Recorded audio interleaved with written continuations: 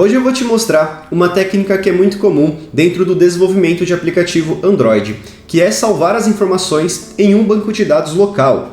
Isso utilizando o Room em conjunto com a SQLite e também fazendo a integração com ferramentas como é o Jetpack Compose para nossa interface de usuário, o Coin para fazer injeção de dependência, View Model, gerenciamento de estado. Então eu vou juntar todas essas ferramentas que são comuns quando a gente desenvolve um aplicativo, quando a gente trabalha em time, e você vai ver como que vai funcionar aí na prática. Eu já adianto que tem de ser um vídeo um pouquinho maior, porque vai ter bastante configuração que a gente vai fazer inicial, mas o resultado vai ser muito interessante e eu tenho certeza que você vai gostar. E o outro ponto que eu acho que você vai gostar também é você considerar a inscrição, caso não seja inscrito aqui no canal, porque todo esse conteúdo que eu comentei, Jetpack Compose, Coin, View Model, gerenciamento de estado, já está disponível aqui no canal. E se você não quiser perder novidades, é muito importante que você tenha essa inscrição, porque você sempre vai receber essas informações. E também deixar o like para ajudar o engajamento, como também um comentário, não necessariamente do vídeo, né, mas alguma coisa aí para que ajude o engajamento, porque também ajuda bastante e apoia o trabalho, tá bom? E agora que eu passei esses recados iniciais, vamos então começar com o código. É muito importante deixar bem claro que para fazer essa integração eu já tenho ali um projeto pronto, né? Porque senão ia ser muito complexo. Fazer o app desde o começo, implementar a tela, configurar o gerenciamento de estado para então fazer a configuração de banco de dados. O vídeo ia ficar enorme, então por isso que eu já tenho um projeto pronto. Eu vou deixar o acesso desse projeto a partir de um GitHub, né, um repositório, aí na descrição do vídeo. Se eu não deixar, me cobre, por favor, tá bom? E o projeto basicamente vai ser meio que uma lista de tarefas, né? Eu já estou aqui na outra tela, que é onde a gente registra uma tarefa, mas a tela inicial é essa daqui, que está em branco, onde a gente tem aqui um Float Action Button aí embaixo indicando que vai criar uma nova tarefa, um New Task.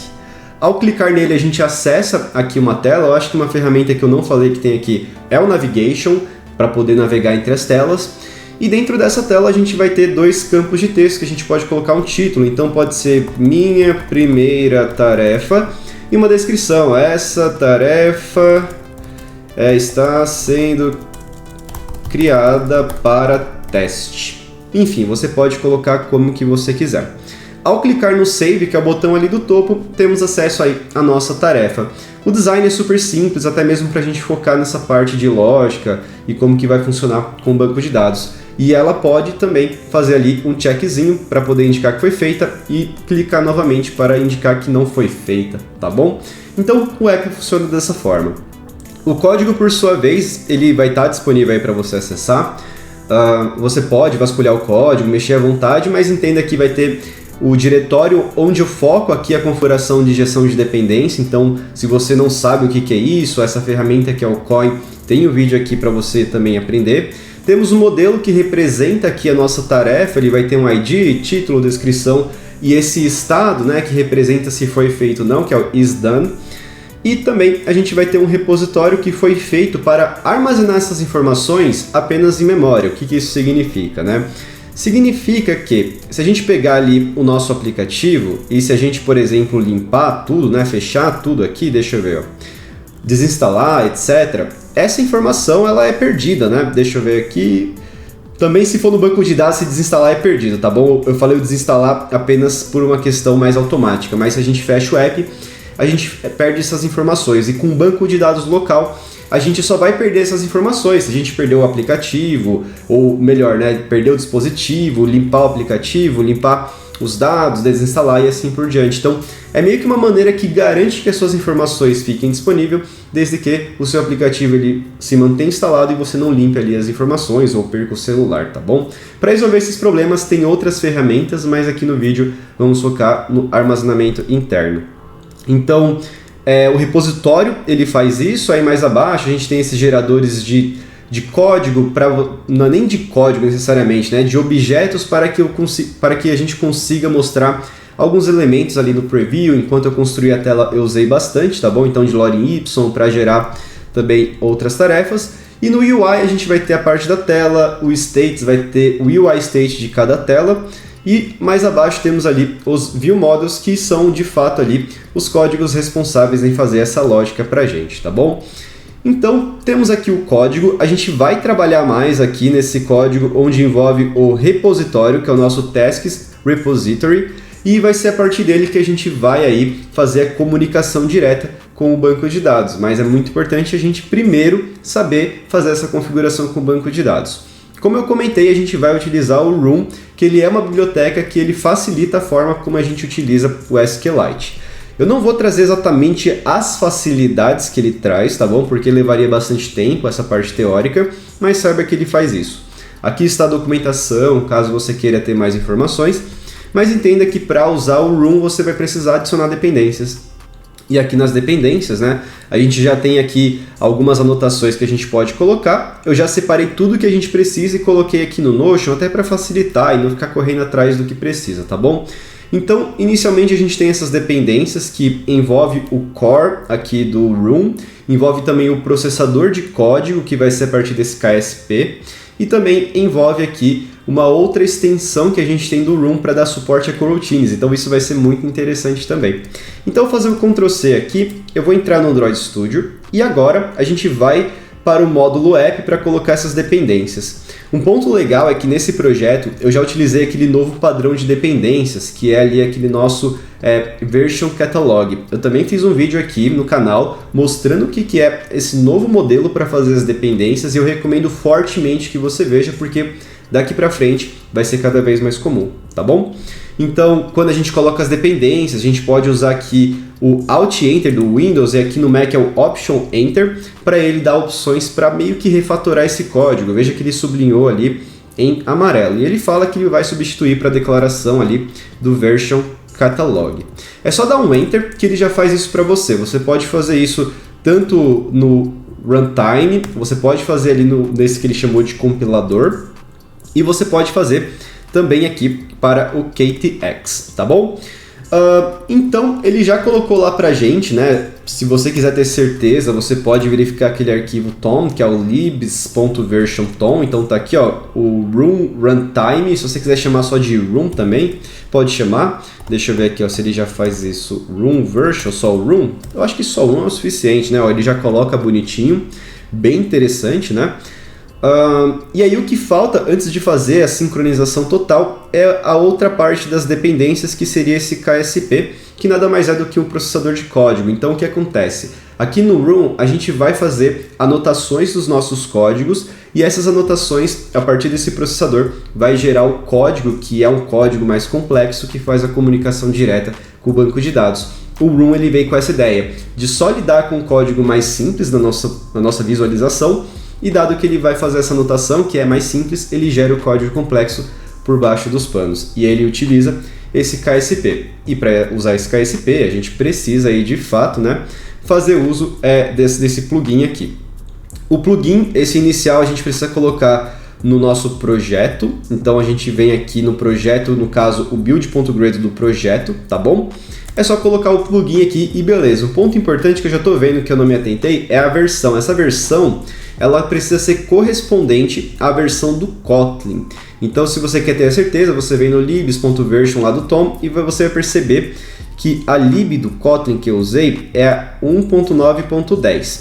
Aí um ponto que é interessante, se você quiser buscar informações aí do KSP, você pode vir nessa página que ensina você a migrar para o nosso Version Catalog, tá bom? Foi daqui que eu peguei essa versão, né?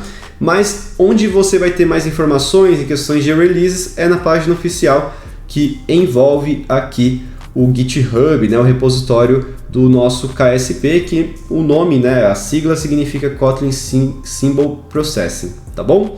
Então, se você quiser ter mais informações, eu recomendo fortemente. Se você já mexeu com o Android, ele vai ser análogo ao que a gente tem do Annotation Processor, que vem ali do Java, ou então aqui de KPT, tá bom? Só que a grande diferença é que ele é 2 vezes mais rápido do que o KPT para gerar esse código. Então, também, cada vez mais, está se tornando um padrão. Então, ali no Releases, a gente vai perceber que a versão latest, e que também é compatível com a versão do Kotlin, é essa 1.9.10-1.0.13. Você copia, volta aqui para o nosso código, e dentro ali do nosso build.grid do projeto você coloca a versão. Depois que você colocou esse plugin, você vem no módulo app e dentro dele vai ter também a abinha de plugins ali em cima e você coloca essa segunda parte que eu separei aqui, tá bom? Então, dessa maneira, você já vai conseguir fazer essa configuração. Eu vou deixar também essa parte da configuração para você acessível, para que você não perca tempo. Ou se você quiser colocar conforme o que está aparecendo aqui no vídeo, fique à vontade. Depois que você faz isso, é só fazer a sincronização. E depois da sincronização, você vai ter acesso ao código do Room. Aí sim a gente vai começar a brincadeira, tá bom? Então, finalizou aqui o build. Aí o que a gente pode fazer nesse ponto agora é voltar na documentação aqui do Room e entender mais ou menos o conceito de como que funciona. Então o Room, assim, de uma maneira super resumida e objetiva, ele vai ter 3 principais componentes que a gente precisa configurar, sendo eles o Database, que ele representa o banco de dados, esse Data Access Object, que se a gente pega ali padrões de outros projetos é o famoso DAO, e a gente vai ter também as entidades. Então as entidades, o que vão ser? Vai ser de fato o objeto que vai representar a tabela do banco de dados. O DAO vai ser a interface que vai pegar esse objeto que vai representar a tabela de banco de dados e vai conversar ali com o banco de dados. Então é ele que vai falar, olha, dá para você salvar, buscar informações e assim por diante. E o nosso banco de dados, ele vai mapear esse nosso DAO, essas nossas entidades também, e vai fazer qualquer tipo de configuração que seja exclusiva ali do banco de dados. Então falar quais são entidades, quais são ali os DAOs, versão do banco de dados, se vai ter algum tipo de coisa a mais que a gente queira fazer que é relacionado ao banco de dados. Então essa que é meio aí as responsabilidades do papel aqui dos componentes do Room, e é isso que a gente vai configurar agora. Então vamos começar com as entidades, né? Como que a gente pode fazer isso, né? Para isso, uma das coisas que muitas pessoas às vezes fazem, não que seja errado, mas é bom evitar, é pegar o modelo que tem aqui, nesse caso é o task, e já transformar na entidade. Isso funciona, em alguns casos vai ser o necessário apenas, né? Não precisa fazer coisa a mais, só que a boa prática é a gente criar de fato entidades, classes que são exclusivas para fazer essa representação da tabela, tá bom? Evitar que seja o modelo que a gente utiliza numa tela, ou o modelo que vai para uma requisição web e assim por diante. Então o que a gente vai fazer inicialmente é de fato criar um pacote que a gente vai chamar de Database, e dentro dele a gente vai colocar ali as entidades. Então package de novo, vou chamar de Entities, porque a gente pode criar várias. Aí no Entities eu vou criar uma classe aqui em Kotlin que eu vou chamar de Task Entity. E nessa Task Entity, o que a gente pode fazer até mesmo para simplificar é basicamente copiar todo esse código que a gente vê aqui, porque nesse ponto do código a gente não vai ter uma diferença. Mas novamente, isso daqui é uma boa prática, porque se a gente quiser alguma coisa exclusiva do banco de dados, a gente não afeta ali a nossa classe principal e vice-versa, né? Se ela tiver uma coisa que é da tela, como por exemplo, o estado de carregamento. Será que isso faz sentido representar na tabela do banco de dados? Aparentemente não, né? Então, esses são os cuidados que a gente precisa ter. Vou também transformar em um Data Class para ter as vantagens do Data Class. E dentro desse código, basicamente, eu vou anotar com o Entity. Então lembra que tem aquelas anotações que vai fazer ali o código por baixo dos panos para a gente. É assim que funciona.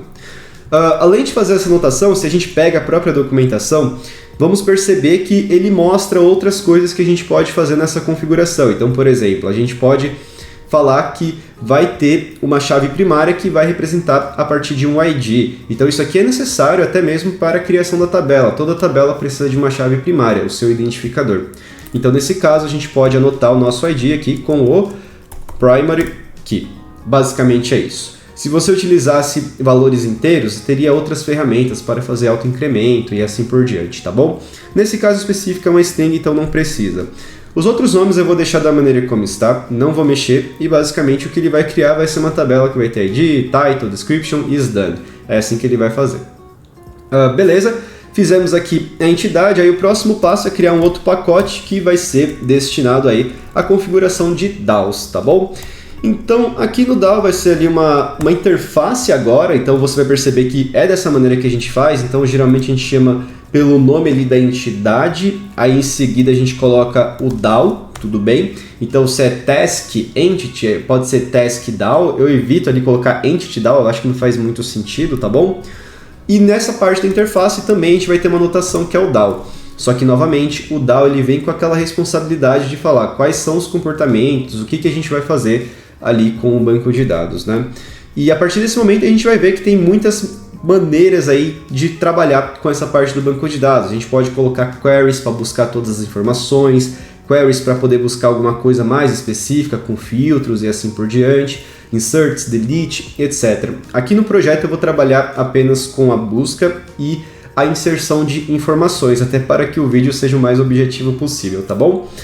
Voltando, como que vai ser basicamente, né? Para isso a gente vai criar uma função que eu vou chamar de findAll, e nesse findAll que a gente precisa é determinar o retorno.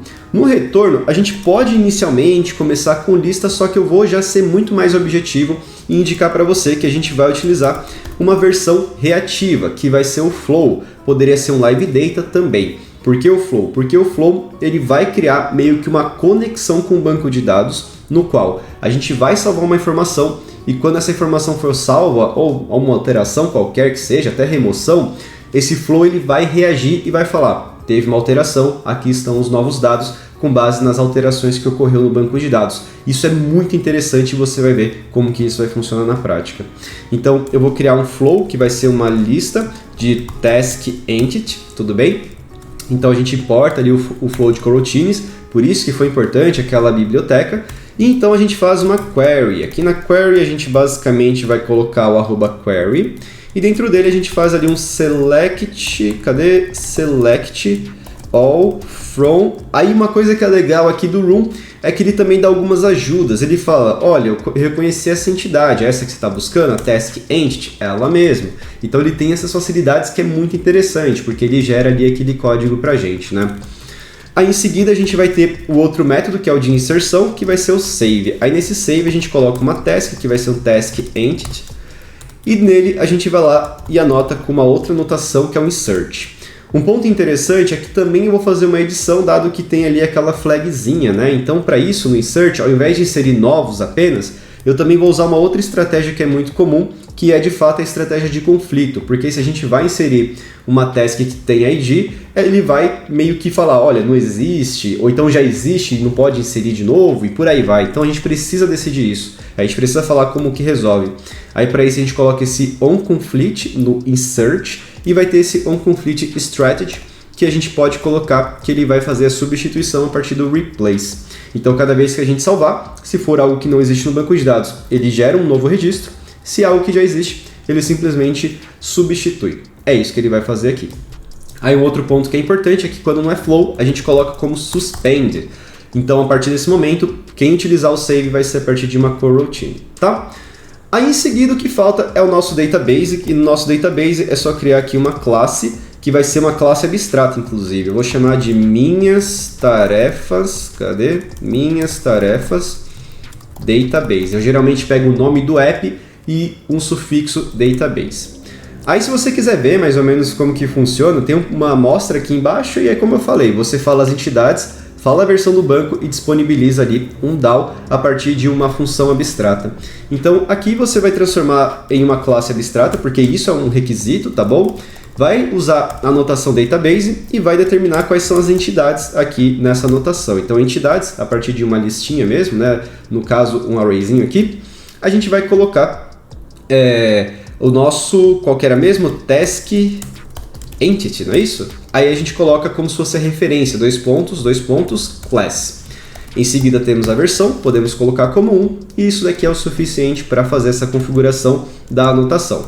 Aí teremos aqui a função abstrata, que ela vai devolver o DAO, então a task DAO, a gente pode chamar dessa forma, e a gente só simplesmente devolve o task DAO. É o código basicamente dessa forma, e tudo isso aqui é o código necessário para que o KSP ele gere o código que vai comunicar com o banco de dados, e então a gente consiga fazer uso do Room e salvar as informações. É claro, é a primeira vez que você está vendo, pode parecer super complexo, mas conforme você fizer, você vai ver que é bem tranquilo, principalmente comparado com a maneira de fazer sem um Room, tá? E agora que a gente fez isso, o próximo passo é meio que utilizar esse código. Se a gente ver um pouquinho mais abaixo, aqui mostra mais ou menos o uso. E esse uso é o que a gente precisa configurar lá no Coin. Então, lá no Coin, como que vai funcionar, né? A gente vai vir aqui no Coin Modules e eu já fiz aqui a separação do módulo que é para o nosso app e o módulo que é para o nosso armazenamento, né? Então, primeiro eu chamei de App Modules e aqui eu chamei de Storage Module. Eu acho que aqui App Modules no plural não faz muito sentido, é módulo aqui, né? Um único módulo. Enfim, né? Alguns detalhes que aparecem aqui na minha cabeça.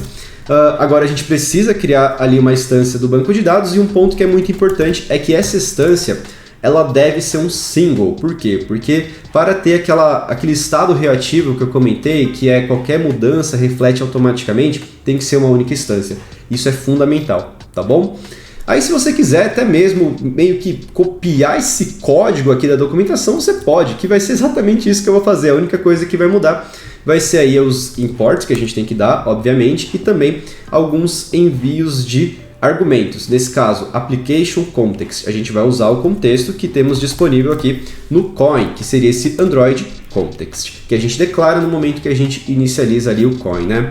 Também, ao invés de ser app database, o nome vai ser minhas tarefas database. Aí a referência aqui ele está colocando como .java, mas é só o class, tudo bem? Então deixa eu ver se ele acha aqui pra gente. Minhas tarefas database, class, beleza. Deixa eu ver se tem mais alguma coisa que ele está reclamando. Eu acho que era para ele achar aqui, não sei porque ele não está conseguindo. Eu vou tentar colocar o outro parâmetro e ver se funciona, né? Deixa eu desfazer aqui. Beleza, agora foi. Enfim, não sei porque ele tinha dado aquele problema. O nome do banco de dados, aí você pode colocar o nome que você quiser, você pode colocar minhas tarefas, traço aqui, né? O nome que você preferir, não tem ali o nome específico, né? Se quiser colocar .db, porque na hora que ele cria o arquivo não tem extensão, aí você quer colocar o .db para ficar claro lá dentro dos diretórios do projeto. Enfim, você pode fazer dessa maneira, tá bom?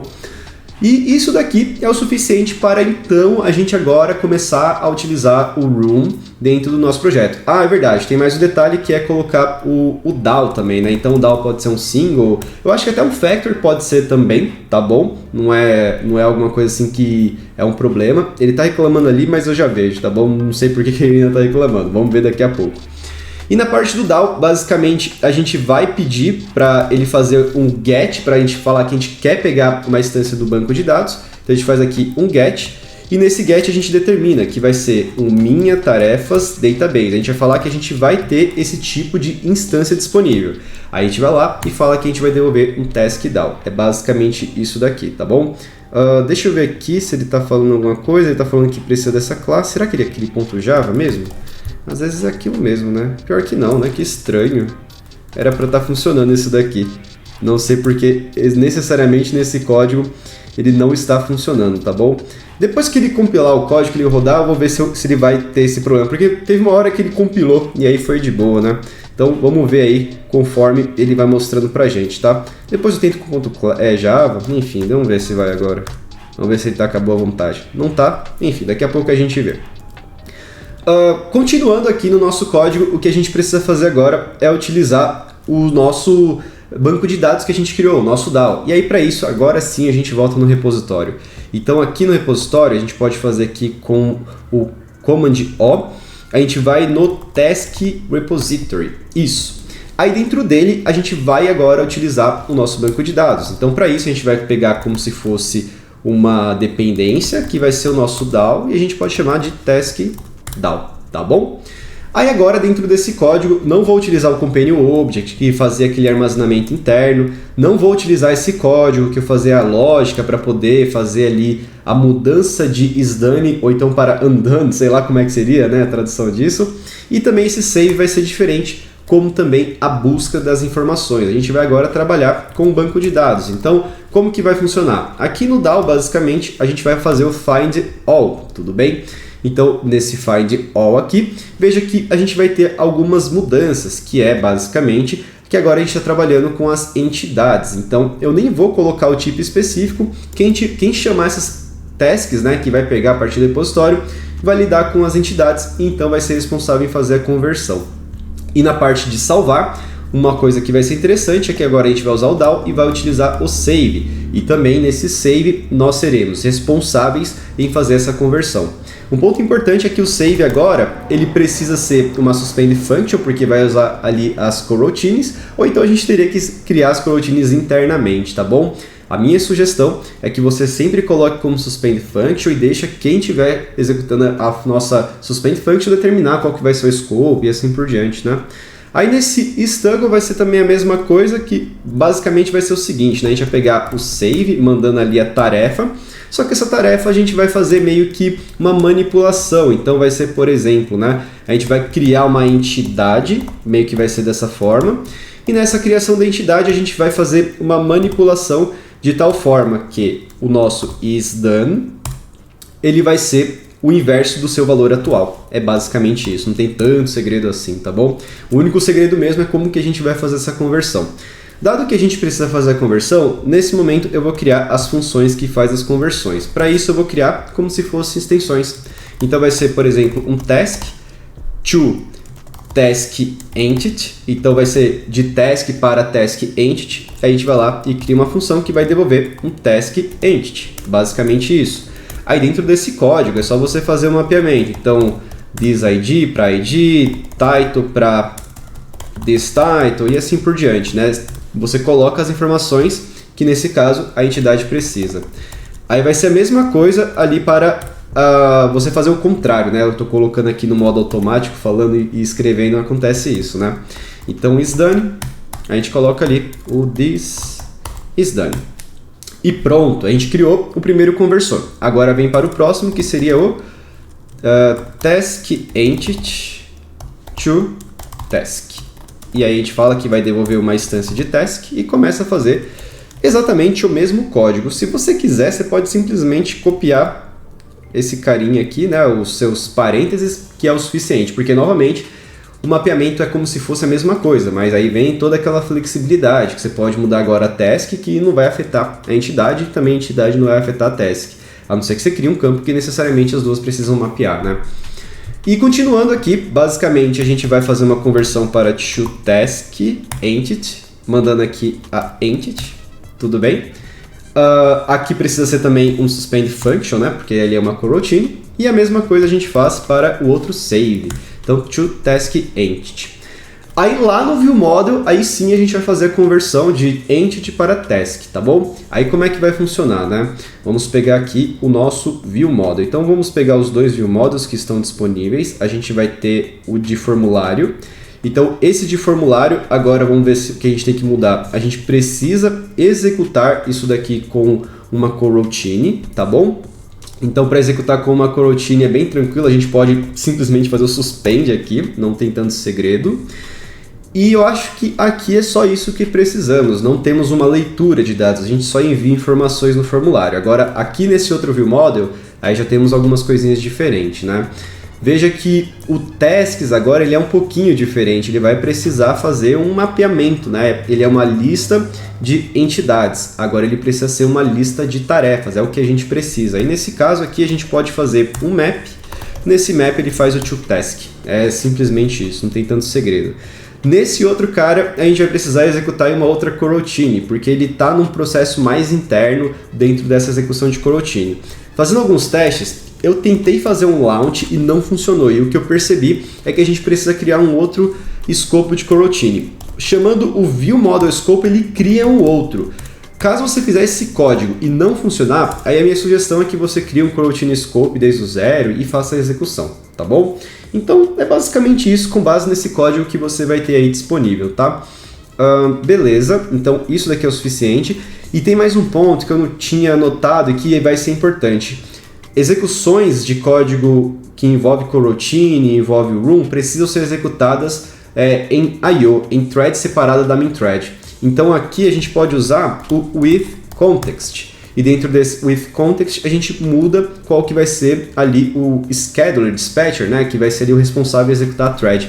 A gente coloca esse I/O. Nesse I/O você simplesmente faz o import desse dispatchers.io e pronto, isso aqui é o suficiente para você trocar ali a sua thread. Então você pode fazer isso para salvar e também mudar ali o nosso isDone. Então with context I/O. Beleza, fizemos aqui, né, essa mudança de contexto, agora sim a gente tem um código que ele consegue sim fazer essa comunicação, né? E o que vai restar agora é lá na nossa tela, porque a gente meio que delegou, olha, aqui é suspende, eu não estou fazendo a execução de fato ali da coroutine, e alguém vai ter que ser responsável por isso. Então se a gente pega aqui o nosso código de tela, que necessariamente vai ser no nosso código da main activity, porque eu estou utilizando aqui o navigation, a gente vai precisar utilizar as coroutines. Veja que no save aqui vai precisar usar coroutine. Então, para usar coroutine aqui dentro do Compose, a gente vai ter ali o escopo que a gente consegue pegar, que é a partir do nosso Remember Coroutine Scope. Basicamente isso. Então, a gente vai ter acesso ali ao scope.launch e então a gente consegue executar esse código com uma coroutine. É basicamente isso. Então, de código que eu estou lembrando de cabeça, é isso que a gente precisa fazer. Agora, o que vai restar é executar e torcer aí para que funcione, né? Deixa eu executar para ver.